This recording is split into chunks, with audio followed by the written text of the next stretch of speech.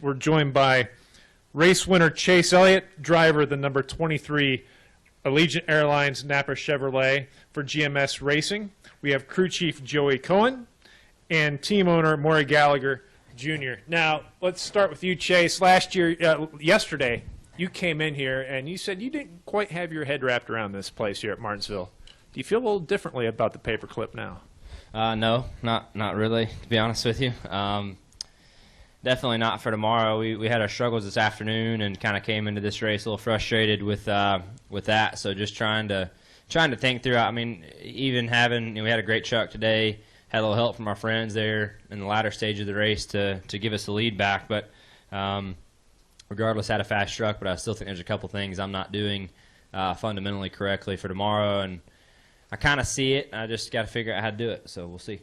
Okay, Joey, you rolled off the truck with a lot of speed today, and starting from the pole, how nervous as a crew chief do you get knowing that you have such a strong truck, maintaining that speed throughout the course of the entire race?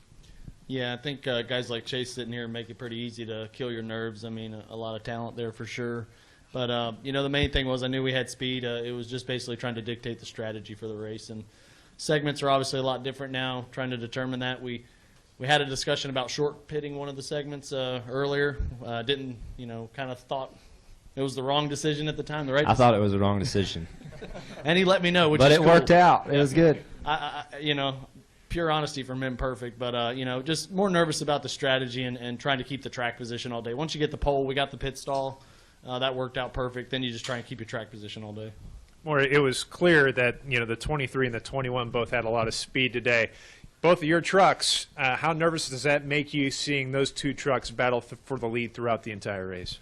Well, on a relative basis, are you nervous when you've got the first two trucks in the business? So, yeah, nervous, but a good nervous. Having talent like Johnny and Chase is just a great tribute to their talents, but also to the guys that set these vehicles up. Mike Beam, his team, Joey, Joe Shear. They've done a terrific job, and they've built really good stuff, which you have to have here. I mean, as good as these good drivers are, you have to have the stuff coming out of the shop, and I want to really thank all the guys back at the shop for their efforts. 2-year period, we've come a long way, and couldn't be prouder of all the people involved. Okay, we'll open the floor for questions. We'll start up front here with Hank and then go to Jacob. Chase, you were running behind Christopher for 90 laps in a row, I think. How much of that was you just biding your time, waiting to make a move? How much of it was you waiting for him to make a mistake? Kind of what was going through your head there, because I don't think you planned on staying there for the last 17 laps. No, I definitely didn't want to be there the last 17 laps. I mean, I was trying. There was a couple times I really tried to pass him and got into him pretty hard and was trying to kind of root him up out of the way. He was doing a really good job of controlling his momentum and my momentum coming to his bumper. His bumper was getting awfully blue as the day went on, and I saw that changing. And definitely as the race goes on, I feel like you have to get a little more aggressive when it comes time. And I was going to try to be a little more aggressive if I could have got back to him, but had a little help from his misfortune, which it happens, and been on both ends of it. So we'll take it and get ready for tomorrow. Okay, we'll go next to Jacob and then to Bob. Jacob Seelman, Performance Motorsports Network. I've got one for Chase and then one for Maury. Chase, for all the time you keep saying you can't really wrap your head around this place, and I know you said this doesn't necessarily translate to success tomorrow, but talking about today, talking about that celebration in Victory Lane, what does it mean to you to at least put one up on this track in anything and take home one of those clocks, because they are so special? Yeah, the clock is definitely one of the coolest trophies I think you can have in racing, and I'm really excited to have one now and take it home. I think it'll look really good at the house, so I'm looking forward to that. But no, like I said before, I still think there's some things that don't really translate from these trucks to the race tomorrow. And tried to learn as much as I could today for that. Like I said, I still don't think I'm where I need to be, and I'm not really just saying that to say it. I honestly feel that way, and hopefully, we can try to dig through some notes and some things tonight when we get back here and talk to Alan and kind of dig through what we think we were missing today. and maybe talk to a couple teammates and just try to dive through, because this is such an important race and such an important racetrack, especially when you come back here in the fall. You can't just afford to let this one just go by. It matters a lot, and this is an important racetrack, so we'd like to figure it out. I do want to ask, do you have somewhere picked out in the house where you're going to put the clock yet? Not yet. I'm going to have to think about that a little bit, but it'd look good. If it was pink or blue, it'd look good, so either way.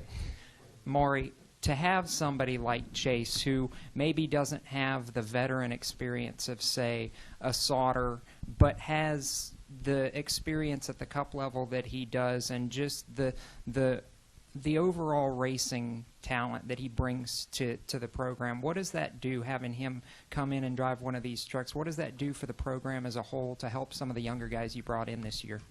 Well, first things first, I think he's been a little hard on himself. Winning at this place is quite a feat. I'm not terribly experienced, but even I, sitting in the stands watching people try and pass and do things, is quite an accomplishment. Obviously, having talent like Chase, and Mike Beam, and Mike used to crew chief for his father, and so with that type of relationship is really helpful in what we're doing. And the young guys coming in, guys like Chase, or what you see here is the real guy, and he's helpful, and you have good questions, he's got good answers.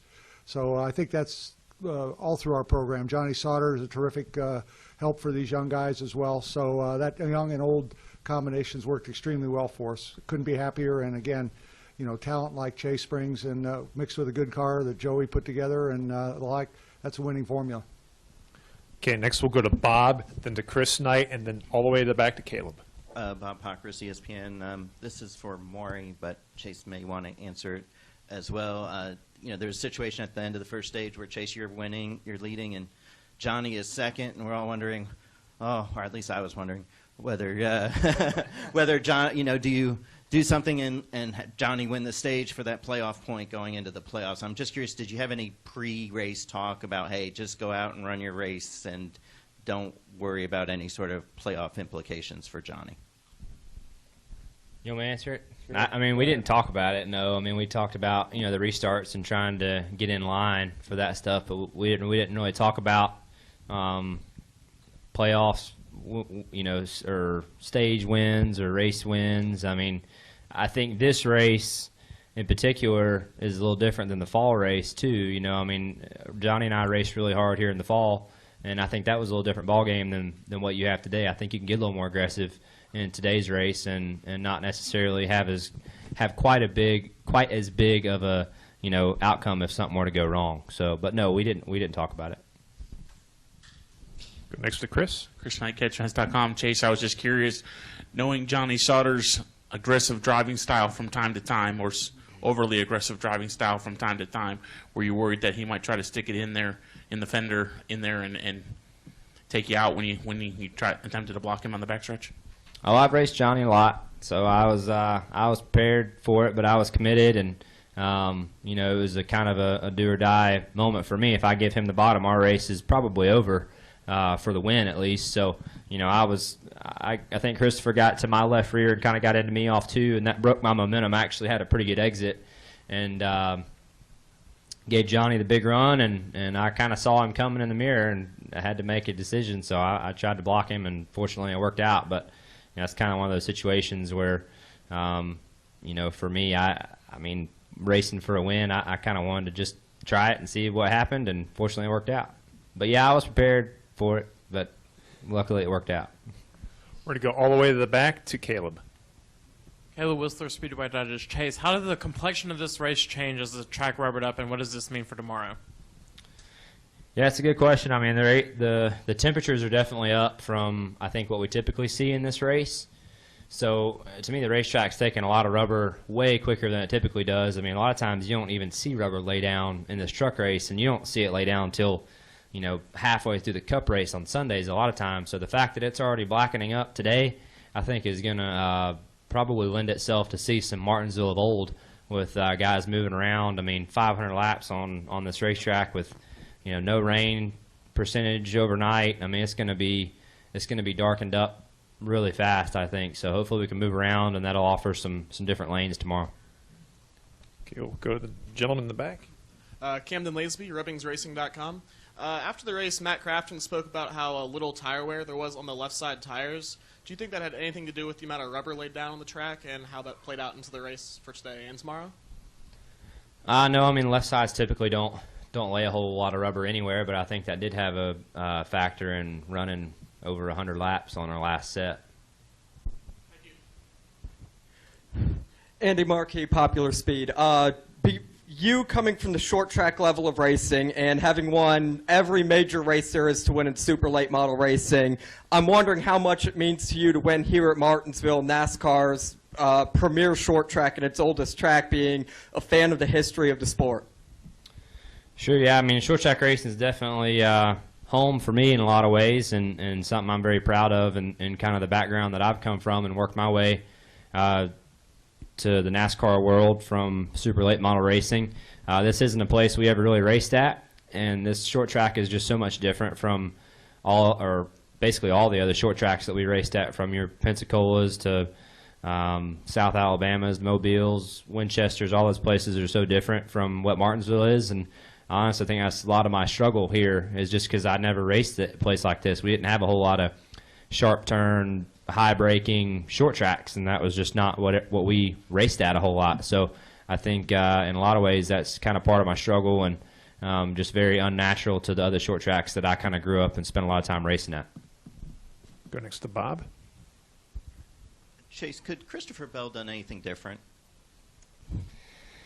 No, I mean, not really. I mean, I think he pretty much beat the back bumper off whoever that was ahead of him, and I mean, heck, you got to understand. I mean, he was leading the race, had 2 or 3 chuck lengths to me, and Johnny was coming 2 or 3 behind me.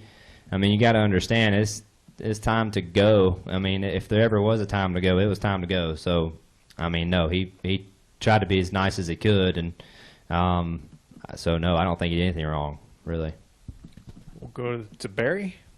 Yeah, Barry Richmond, WAKG Piedmont Broadcasting Corporation. Sort of as a follow-up, you talked about not learning what you need today to apply tomorrow, but how well do you feel like you saved the equipment today, and is that a learning piece that would transfer to tomorrow?